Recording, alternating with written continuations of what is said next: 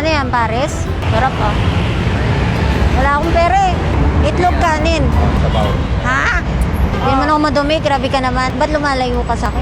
Kakain ka, Oh, ma'am? opo. Bakit po? May... Wala po akong pera. Di, ako.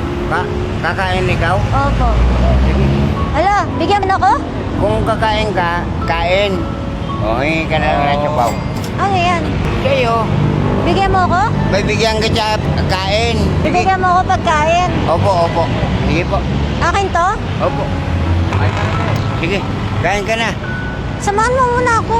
Hindi na, kasi solo flight ako. Saan ka solo? Solo flight nga eh. Wala, hindi ako pwedeng may kasama. Bakit? Kaibigan lang eh. Hindi na, kumain ka na lang. Ay mo na ako. Tropa-tropa. Ay, solo flight nga ako. Eh, pwede naman dalawa flight. Kain lang eh. Wala. Ay, kumain ka na. Hindi ka na sa Bauki. Bakit? Saan ka pa pupunta? Siyempre, may patutunguhan ako. Saan? Doon sa destinasyon. Oh? Korea. Saan? Korea? Oo. Ako Japan. Saan ang pamilya mo? Gagawa pa lang ng pamilya. Oh? Oo. Kaya nga, pupunta ako ng Korea. Sa Korea ka ba gagawa? Opo. Oh. Para magkaroon ako ng pamilya. Kumain ka. Halika na, libre kita. Libre kita. Binigyan ka kasi ng sampo. Ako pala libre mo. Wala, ba't ka galit? Di, ayaw. Kumain Gulay. na kasi ako. Sa gulay? Ayaw mo na? Ayaw ko.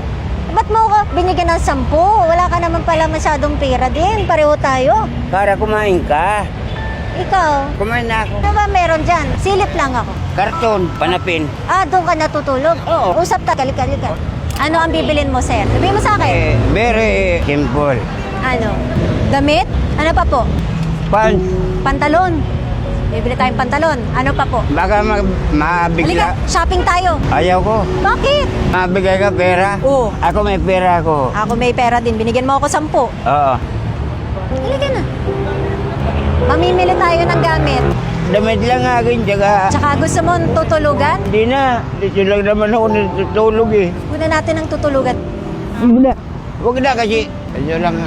Pwede ko ba siya kunan ng tutulugan? Depende po kung may kamag-anak siya. May kamag-anak ka ba? Malayo pa po. Anong gusto mo? Sabihin mo sa akin, tulungan kita. Diyan siya nakatambay sa may kalsada na yan.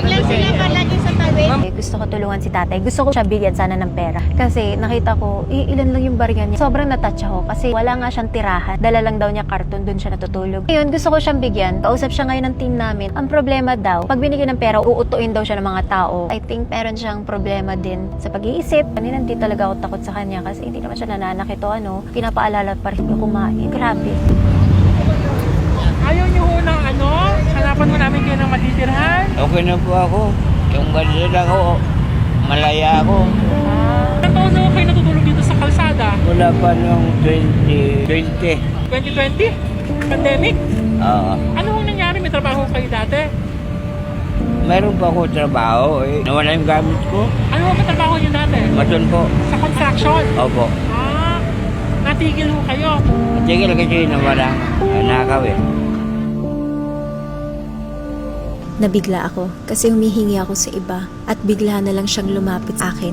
Tinanong niya kung kumain na ba ako at bigla na lang niya akong inabutan ng 10 piso.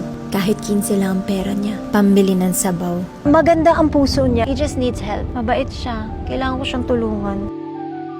Tagal na siya dyan sa kalsada. Tinanong ko siya, gusto ba niya ng tirahan? Kasi willing tayong tulungan siya.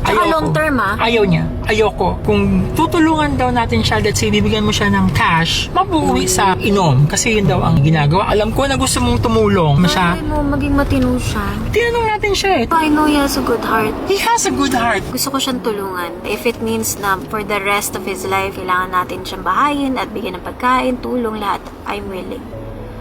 Basta maging maayos yung kalagayan niya. Taga-albay si tatay. Kung sino po ang kamag-anak niya, please message this person on Instagram. Tulungan po natin siya. I need your help kasi hindi ko kayang mag-isa.